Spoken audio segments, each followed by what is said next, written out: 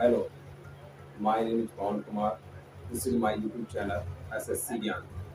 और आज हम बात करने वाले हैं यहाँ पर ओबीसी सर्टिफिकेट के बारे में. तो पहली बात तो ये आती है कि ओबीसी सर्टिफिकेट के बारे में हमें बात करने की ज़रूरत ही क्यों पड़ी.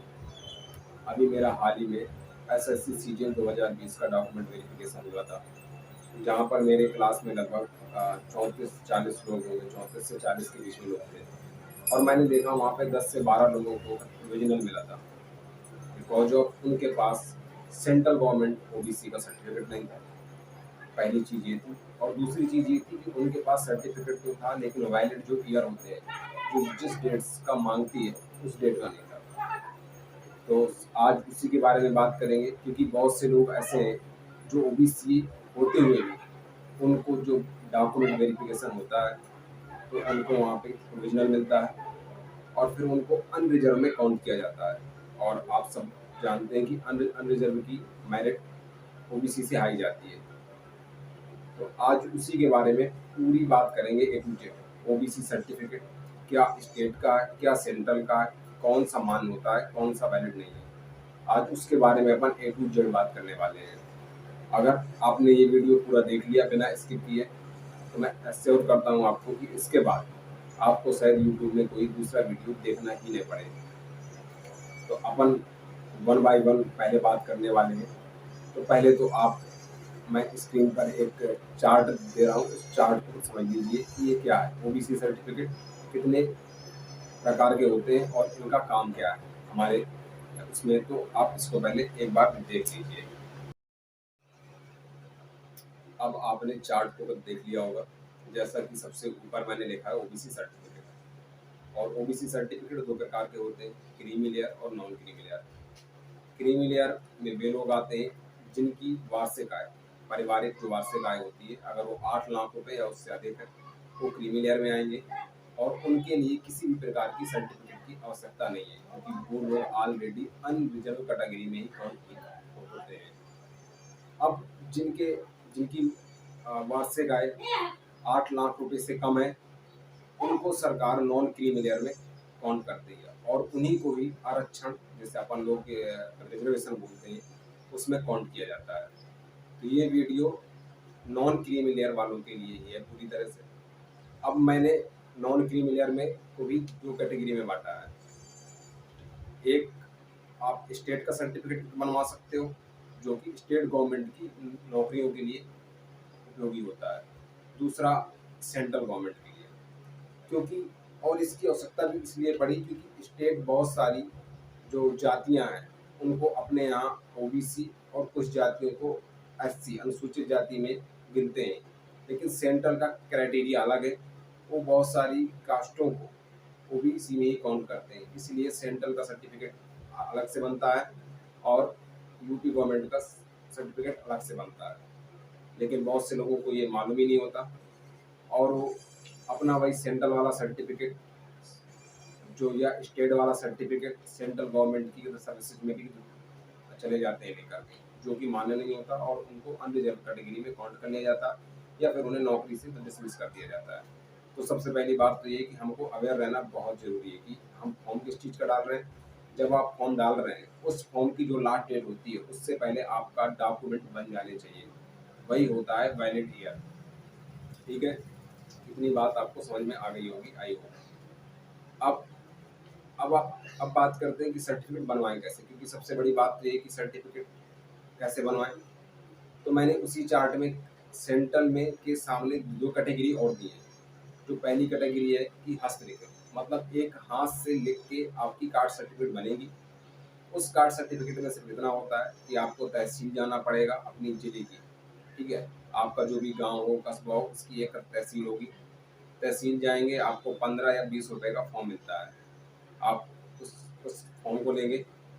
आपको उस फॉर्म में लेखपाल जो आपके होंगे एरिया के, उनसे आपको खुद रिपोर्ट लगवानी पड़ेगी कि हाँ मैं नॉन क्रीमी लेयर में आता हूँ और मेरी फैमिली है, क्योंकि आपके गांव का जो लेखपाल होगा उसे सब कुछ पता होता है आपकी फैमिली के बारे में.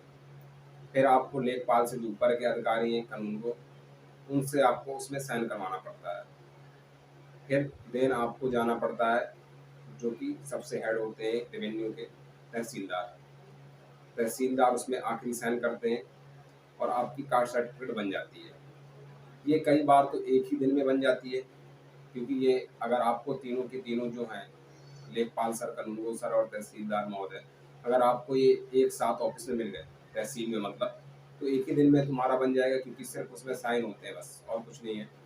और अगर अगर ये नहीं मिले तो फिर तो आपको 10-10 दिन, 12-12 दिन, क्या पता गांव से शहर दूर हो, तहसील दूर हो, तो आपको वहाँ पे जाना पड़े। तो थोड़ी सा इसमें बहुत ज़्यादा दिक्कत भी होती है जो लोग गांव कस्बे से आते हैं। जैसे मैं अपनी बात करूं, मैं गांव कस्बे में आता हूं, तो मेरी जो कास्ट सर्टिफिकेट बनी थी हस्तलिखित वाली, वो 3 दिन में बनी थी, जिसका स्क्रीनशॉट मैं आपको बगल में दिखा दे रहा हूँ, आप देख सकते हैं। ये मेरी हस्तलिखित बनी हुई है। जबकि जो SSC CR रीजन की वेबसाइट से मैंने SSC का जो परफॉर्मा है कि मुझे इसमें चाहिए, जब किसी भी फॉर्म का नोटिफिकेशन आता है उसमें भी वे लोग देते हैं कि OBC सर्टिफिकेट उन्हें किस फॉर्म में चाहिए, तो वहाँ पर उन्होंने मेंशन किया है, जो कि साइड में आपको दिख रहा होगा, ये मेरा SSC CR रीजन की वेबसाइट से डाउनलोड किया हुआ है मेरा ये। ठीक है, अब बात आती है कि कौन सा वैलिड होगा, कौन सा नहीं होगा, कैसे बनवाएं। क्योंकि अभी हस्तलिखित के बारे में पता कर ली, जो दूसरी कैटेगरी जो मैंने दी है चार्ट में, वो दी मैंने ऑनलाइन। इसको ऑनलाइन भी आप बनवा सकते हैं। ऑनलाइन के लिए आपको कुछ नहीं करना, आपको सिंपली सा करके कैफे जाना है, और कैफे वाला आपसे कुछ जरूरी कागज मांगेगा, जो कि मैं आपको अभी आगे सब बताने वाला हूँ। 100 रुपये लेता है और आपकी कास्ट सर्टिफिकेट बन के तैयार, वो 10 से 12 दिन में आपको दे देगा, और उसमें एक भी दिक्कत नहीं है, यकीनन मानो। अगर मैं अपनी बात करूं तो पहले मुझे इसके बारे में पता नहीं था। जब मेरा अभी SSC का डॉक्यूमेंट वेरिफिकेशन हुआ CGL का, तब मुझे पता चला कि परफॉर्मा जो SSC देती है ये कुछ भी नहीं है। बस आपकी अगर कास्ट सर्टिफिकेट में भारत सरकार लिखा हुआ है, ठीक है, उसमें ऊपर लिखा होता है भारत सरकार के अधीन पदों पर होने वाली नियुक्तियों के लिए प्रमाण पत्र, अगर ये लिखा हुआ है तो यकीनन मानो कोई भी परफॉर्मा हो, कोई भी किसी भी टाइप का हो, आपका वो वैलिड है और आप यकीनन उसको लेके जा सकते हैं, कोई दिक्कत नहीं होने वाली है। तो अब ऑनलाइन की बात हो गई, अब बात करते हैं कि खुद से कैसे बनाएं। तो खुद से कैसे बनाएं, इसको मैं आगे पूरा आपको कंप्यूटर की स्क्रीन पे ले जा करके या फिर मोबाइल की स्क्रीन में ले जा करके पूरा समझा दूंगा। आप खुद से भी ऑनलाइन कर सकते हैं। जो खुद से ऑनलाइन करने की फीस है वो शायद 15 रुपये है, मैंने क्योंकि काफ़ी दिन से किया नहीं है, तो 15 रुपये में आप खुद से भी बना सकते हैं। आपकी भी 5 से 10 दिन में आ जाएगी। ठीक है, बस आखिर में मैं ये भी आपको बता दूं कि मैं यूपी से करता हूँ बिलोंग, तो मुझे यूपी का पता है। यूपी में जब आप गूगल में जाएंगे और ई-डिस्ट्रिक्ट यूपी डालेंगे तो उसमें साइट खुल के आ जाती है, वहाँ से आप खुद ऑनलाइन कर सकते हो। बाकी राज्यों का नहीं पता, लेकिन हाँ मैंने काफ़ी राज्यों का सर्च किया गूगल पे, उनकी भी ई-डिस्ट्रिक्ट वेबसाइट करके है, आप वहाँ से बना सकते हो। या फिर आपको नहीं ज़्यादा पता तो आप सिंपल सा कैफे जाके 100 रुपये में कास्ट सर्टिफिकेट बनवा सकते हो। अब अपन बात करते हैं आगे और तो चलिए सबसे पहले आपको ले चलते हैं अपने मोबाइल की स्क्रीन पर। अगर आप अपना खुद सर्टिफिकेट बनाना चाहते हैं तो आपको अपने मोबाइल में सबसे पहले क्रोम ब्राउज़र को ओपन करना होगा। क्रोम ब्राउज़र ओपन करने के बाद आपको यहाँ पे टाइप करना होगा ई-डिस्ट्रिक्ट यूपी। क्योंकि मैं उत्तर प्रदेश का हूँ तो मैं ई-डिस्ट्रिक्ट यूपी सर्च करूँगा। अगर आप किसी और राज्य के हैं तो आप ई-डिस्ट्रिक्ट और उस राज्य का नाम सर्च कर सकते हैं। ठीक है, तो मैंने यहाँ पे ई-डिस्ट्रिक्ट यूपी को सर्च कर लिया है। आप सर्च करके थोड़ी सा नीचे स्क्रॉल करेंगे तो यहाँ पर ई-डिस्ट्रिक्ट करके आ रहा है, आप इसको टिक कर दीजिए। अब आपको ऊपर यहाँ पे दिख रहा है सिटीजन लॉगिन ई साथी, जिसको कि आप इसमें क्लिक कर सकते हैं अगर आप खुद अपना डॉक्यूमेंट बनाना चाहते हैं। जिसमें लिख के आ रहा है ऊपर नवीन उपयोगकर्ता पंजीकरण। अगर आप पहली बार ई साथी पर आए हैं, आपका कोई अकाउंट नहीं बना है, तो आपको सबसे पहले यहाँ पर अकाउंट बनाना होगा। मैं आपको यहाँ पे दिखा देता हूँ, मेरा पहले से बना हुआ है। तो आप यहाँ पे लॉगिन आईडी दर्ज करेंगे, जिसमें से जैसे एक एग्जांपल के तौर पर मेरा नाम पवन है, तो मैं अपने इस नाम के कुछ लेटर्स ले लूँगा और कुछ नंबर डाल दूँगा, जैसे 1 2 3 या अपनी डेट ऑफ बर्थ। फिर मैं उपलब्धता की जांच चेक करूँगा। अगर इस नाम की कोई लॉगिन आईडी नहीं हुई होगी तो मेरा यहाँ पे लॉगिन आईडी बन जाएगी। इस तरीके से आवेदन का नाम, जन्म तिथि, लिंग, आवासीय पता, पिन कोड, जिला, मोबाइल नंबर, मेल आईडी, सुरक्षा कोड, ये सब डाल के आप इसको कर देंगे सुरक्षित, और आपका यहाँ पर अकाउंट बन जाएगा ई साथी पर। देन आपका जब अकाउंट बन जाए तो फिर आप पंजीकृत उपयोगकर्ता लॉगिन पर जा सकते हैं। मेरा चूँकि पहले से बना है तो मैं इसको सीधा करता हूँ लॉगिन। तो मैं इसमें पहले डालूँगा अपनी आईडी। OID जो मैंने वहाँ पर अभी उसको बनाया हुआ था। फिर पासवर्ड मांगेगा, पासवर्ड भी आप फार्म भरते वक्त ही आपको खुद से बनाना पड़ेगा और आप उसी पासवर्ड का यूज करेंगे। और यहाँ पर अंत में एक वो डालना है कैप्चा, और कैप्चा अगर ये वीडियो स्लो है तो आप इसको तेज़ स्पीड करके देख सकते हैं। और यहाँ पर ये खुल के आ गया है ई साथी। आप देख सकते हैं बहुत सारे ऑप्शन आ रहे हैं जिसमें से अगर मैं निस्तारित आवेदन की बात करूं तो ये वे आवेदन है जो डॉक्यूमेंट बन के मेरे आ चुके हैं। यहाँ पे 32 लिख के आ रहा है। एक्चुअली मैं अपने सिर्फ खुद के नहीं बनाता, मैं कभी कभी अपने बहन, चाचा के लड़के, इन सब का भी बना देता हूँ। मेरा दोस्त भी बना लेता है मेरी आईडी से, इसलिए बहुत सारे डॉक्यूमेंट दिख रहे हैं। और लंबित आवेदन ये 21 ये हैं कि जो जैसे कुछ डॉक्यूमेंट फेल हो जाते हैं, जैसे जो सपोर्टेड डॉक्यूमेंट होते हैं जैसे आधार कार्ड, फ़ोटो सही नहीं हुई या मैंने नहीं लगाया, तो फिर वो बन के नहीं आते और आपकी फ़ीस भी चली जाती है। अब आप आवेदन पत्र में देख रहे होंगे प्रमाण पत्र सेवा में, अगर आपको सेंट्रल का बनवाना है तो आप जाति प्रमाण पत्र कोष्ठक में जो अंग्रेजी लिखा है आप इसको क्लिक करेंगे। अगर आपको स्टेट का बनवाना है तो जाति प्रमाण पत्र हिंदी पर क्लिक करेंगे। तो जैसे मुझे बनवाना है जाति प्रमाण पत्र अंग्रेजी वाला सेंट्रल गवर्नमेंट का, तो मैं इस पर कर दूँगा क्लिक। इस पर आप जैसे ही क्लिक करेंगे पेज थोड़ी सा लोड होगा। लोड होने के बाद आप इसमें पूरी जानकारी अपनी भरेंगे। जैसे अगर आप ग्रामीण क्षेत्र के, ग्रामीण प्रार्थी का नाम, माता का नाम, मकान नंबर जो भी है आप सब भर दीजिए।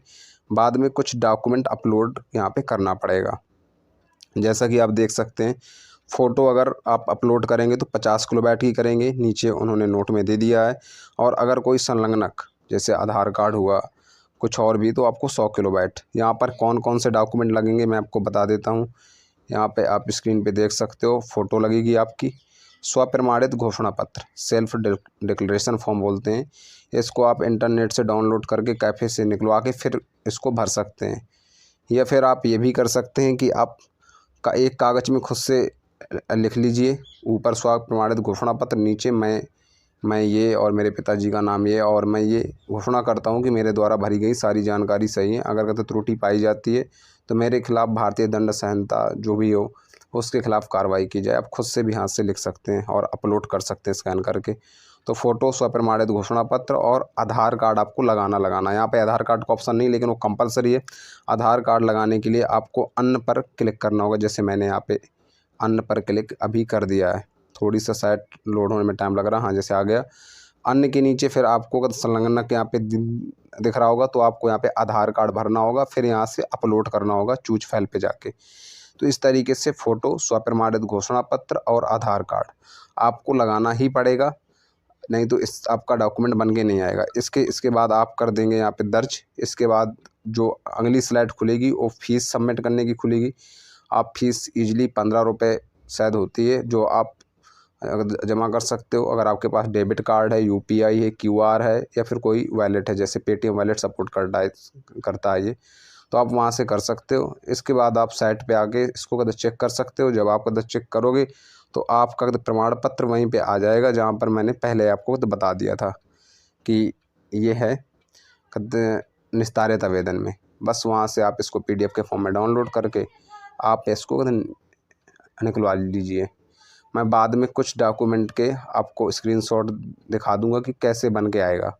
जो कैफ़े से बनवाते हो उसमें क्या अंतर है और जो खुद से बनाते हो उसमें क्या अंतर है। तो धन्यवाद ये देखने के लिए। हाँ, तो आई होप मैंने जो अभी ये वाला वीडियो आपको कंप्यूटर स्क्रीन पे दिखाया है, एक्चुअली कंप्यूटर स्क्रीन में मैंने ये वीडियो इसलिए भी नहीं दिखाया क्योंकि ज़्यादातर लोगों के पास में मोबाइल होता है। इसलिए मैंने मोबाइल में आपको वीडियो चला के दिखाया कि ये क्या होता है। ठीक है, अगर आपके पास कंप्यूटर है तो आप फिर बना सकते हो। बस मोबाइल में थोड़ी दिक्कत क्या आती है कि जो डॉक्यूमेंट अपलोड करने पड़ते हैं, जो कि मैंने अभी वहाँ पे आपको दिखाया है, उसमें बस आपको रिसर्च करने में दिक्कत होगी क्योंकि उसमें बहुत सारे डॉक्यूमेंट 50 किलोबाइट या फिर 100 किलोबाइट के आसपास मांगते हैं। तो रिसर्च करने की दिक्कत होगी। तो मैं रिसर्च करने की भी एक वीडियो आगे आने वाले टाइम पे आपको बना के दिखा दूँगा। ठीक है, तो आपने वीडियो देख लिया होगा तो आप उसको समझ गए होंगे कि खुद से भी बनाना बहुत आसान है। ठीक है, आपको कैफे भी जाने की ज़रूरत नहीं है। आपको लेखपाल सर, तहसील तहसील जाने की कोई आवश्यकता नहीं है, आप घर बैठे भी ओबीसी सर्टिफिकेट इजीली बना सकते हैं, ठीक है। अब अगर आपने ये वाली वीडियो यहाँ तक देख ली है तो आई होप आपको ओबीसी सर्टिफिकेट के बारे में सब कुछ क्लियर हो गया होगा। अब कुछ भी ऐसा डाउट नहीं बचा है जो कि क्लियर नहीं हुआ, लेकिन मैं आपको एक बार फिर रिमाइंड करा दूँ कि ओबीसी सर्टिफिकेट में अगर भारत सरकार लिखा है वो भारत सरकार की नौकरियों के लिए वैलिड है। अगर आप किसी राज्य विशेष की नौकरियां देख रहे हो तो उसमें आपके राज्य का नाम ऊपर लिखा होगा तो वो राज्य के लिए वैलिड है। सिंपल सा, जो कि आप यहाँ पे भी देख सकते हैं, जो मेरे बगल में एक डॉक्यूमेंट दिख रहा है, ठीक है। तो सबसे पहली बात तो ये इसमें जो कि क्लियर है, ठीक है। अब अगली बात ये है कि ओबीसी सर्टिफिकेट तो बन गया हमारा। अब ठीक है, अब कई लोग तो पूछने लगते हैं कि ठीक है ये जरूरी इतना ज़्यादा क्या है, ईयर क्या जरूरी है इसमें, तो मैं आपको बता देता हूँ। जब मेरा वो हस्तलिखित सर्टिफिकेट बना था तब मुझसे तहसीलदार सर के जो असिस्टेंट होते हैं उनसे मैंने पूछा कि ये कितने दिनों के लिए वैलिड है। तो उन्होंने मुझसे कहा था कि ये सिर्फ 6 मंथ के लिए वैलिड है। तब मुझे भी शौक सा लगा, मैंने कहा ये तो 6 मंथ के लिए वैलिड है, मतलब 6 मंथ बाद फिर से आओ, फिर 10 दिन चक्कर काटो, ठीक है। तो ऐसा कुछ नहीं है, एसएससी 3 सालों के लिए मानती है। मैं आपको बता देता हूँ एग्जांपल, जैसे मेरा जो डॉक्यूमेंट वेरिफिकेशन था तो अभी था ये 22 अगस्त को था, आपको दिख भी रहा होगा मेरा यहाँ बगल में। 22 अगस्त को मेरा डॉक्यूमेंट वेरिफिकेशन था प्रयागराज में, आईटी गणेश कॉलेज करके अपामऊ में। उसका मैंने वीडियो डाल रखा है ऑलरेडी कि मेरा क्या एक्सपीरियंस रहा था, आप वो भी देख सकते हो, ठीक है। तो वहाँ पर कोई भी परफॉर्मा यूज नहीं हो रहा था, बस आपके पास भारत सरकार का होना चाहिए। सबसे पहली बात तो इसमें ये थी। अगर आपका भारत सरकार के पास ही नहीं है तो ये लोग क्या कर रहे थे कि अगर उत्तर प्रदेश सरकार का है तो सीधा सीधा आपको अनरिजर्व कैटेगरी में डालेंगे, ठीक है। और आपका अगर वैलिड ईयर में नहीं है, जैसे जो वैलिड ईयर था उन्होंने मांगा था कि जो फॉर्म भरने की लास्ट डेट थी एसएससी सीजीएल 2020 की वो 31 जनवरी 2021 थी, उसके पहले का बना होना चाहिए और 1 अप्रैल 2018 के बाद का बना होना चाहिए। मीन्स 1 अप्रैल 2018 से 31 जनवरी 2021 के बीच अगर आपका ओबीसी सर्टिफिकेट बन गया है तो आपको रिजर्वेशन का लाभ मिलेगा, अन्यथा नहीं, ठीक है। अन्यथा नहीं का मतलब ये नहीं कि बिल्कुल नहीं मिलेगा। एक चीज़ और क्लियर कर दूँ, अगर आपके पास इसके पहले का बना है इसके बाद का बना है लेकिन भारत सरकार का ही सर्टिफिकेट बना है तो आपको जो डॉक्यूमेंट वेरिफिकेशन में जो आपको प्रिंट आउट मिलता है उसमें स्टेटस में आपके लिए प्रोविजनल लिख दिया जाएगा। और फिर जब डिपार्टमेंटल डॉक्यूमेंट वेरिफिकेशन होता है तब वहाँ पे थोड़ी बहुत दिक्कत हो सकती है। या जो मेरे दोस्त हैं, मैंने जिनसे सुना है वे लोग बोल रहे हैं कि इजीली वहाँ पे क्लियर कर देते हैं, लेकिन फिर भी अपनी तरफ से रॉन्ग मत करो यार, ठीक है। कि बहुत छोटी चीज़ है, फिर बाद में नौकरी में दिक्कत हो। वैसे भी आजकल नौकरियाँ इतनी आसानी से तो मिल नहीं रही, सिंपल सी बात है। बहुत सारा आपको पढ़ना पड़ रहा है, 2-2 3-3 4-4 पेपर क्रैक करके जाओ, फिर लास्ट में पता चले कि एक ओबीसी सर्टिफिकेट की वजह से आपकी नौकरी चली जाए तो सोचो फिर क्या होगा, है ना। तो ये बहुत ही मतलब ये फिर बहुत दिक्कत वाली बात है, फिर आपको ज़िंदगी भर पछताना पड़ सकता है। इसलिए सर्टिफिकेट में बिल्कुल भी चूक मत करो, ठीक है। तो OBC certificate is the must. अब यहाँ पे वीडियो ख़त्म होता है। अगर आपको नॉलेज मिल गई है तो आपको धन्यवाद और आप वीडियो स्किप कर सकते हो। और मैं यहाँ से ये चीज़ बता रहा हूँ कि सर्टिफिकेट पूरे रखो। अभी एमटीएस का डॉक्यूमेंट वेरिफिकेशन होने वाला है, तो मैं एमटीएस डॉक्यूमेंट वेरिफिकेशन के लिए भी मैं एक वीडियो लगभग कल परसों में लेके आऊँगा। मैं तो इस बार का डॉक्यूमेंट वेरिफिकेशन एमटीएस का छोड़ने वाला हूँ, बिकॉज क्योंकि मेरे प्रोसीजर में मार्क्स ठीक ठाक है तो मैं वहाँ से कर लूँगा। तो उसके ऊपर भी मैं एक वीडियो बनाऊँगा। तो जब जाएँ तो डॉक्यूमेंट का ज़रूर ध्यान रखें, ठीक है। क्योंकि डॉक्यूमेंट अगर आपके पूरे हैं तो डरने की कोई आवश्यकता नहीं है और आप इजीली वहाँ पे चले जाएंगे। धन्यवाद। और अगर आपको ये वीडियो इंफॉर्मेटिव लगी है तो दोस्तों तक जरूर शेयर करें, क्योंकि जैसे मैंने पहले बताया कि बहुत से सारे लोग हैं जिन्हें पता ही नहीं है कि सेंट्रल का सर्टिफिकेट और स्टेट का सर्टिफिकेट क्या होता है, इनमें फ़र्क क्या होता है, क्या मान वैलिड होता है या नहीं होता। तो आप लोगों से बस एक ही है मेरी कि लोगों तक शेयर करें जो ज़्यादा से ज़्यादा स्टूडेंट है। ये सिर्फ नॉलेज मैं इसीलिए शेयर कर रहा हूँ क्योंकि मैं भी इससे पहले यूट्यूब में बहुत भटक चुका हूँ कि कौन सा बनवाऊँ। मतलब जिस दिन मेरा डॉक्यूमेंट वेरिफिकेशन था उस दिन मैं अपने दोस्त से ये डाउट पूछ रहा था कि मेरे पास हिंदी का है, जैसा मैंने आपको दिखाया कि मेरे पास हिंदी का परफॉर्मा था और सेंट्रल रीजन की वेबसाइट पे इंग्लिश परफॉर्मा दिया हुआ था।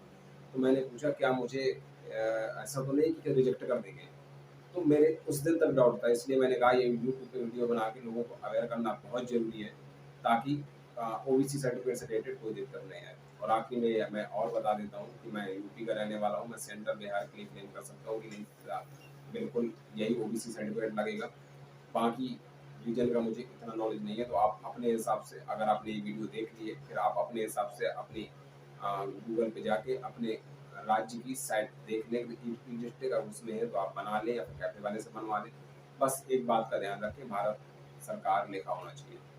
ठीक है, अगर आप, फिर वही है कि अगर आपको लगा हो तो इस वीडियो को शेयर कर देना, और अगर आपको लगे कि नहीं ऐसी जानकारी चाहिए तो फिर आप सब्सक्राइब भी कर सकते हो। और पूरी वीडियो देखने के लिए धन्यवाद।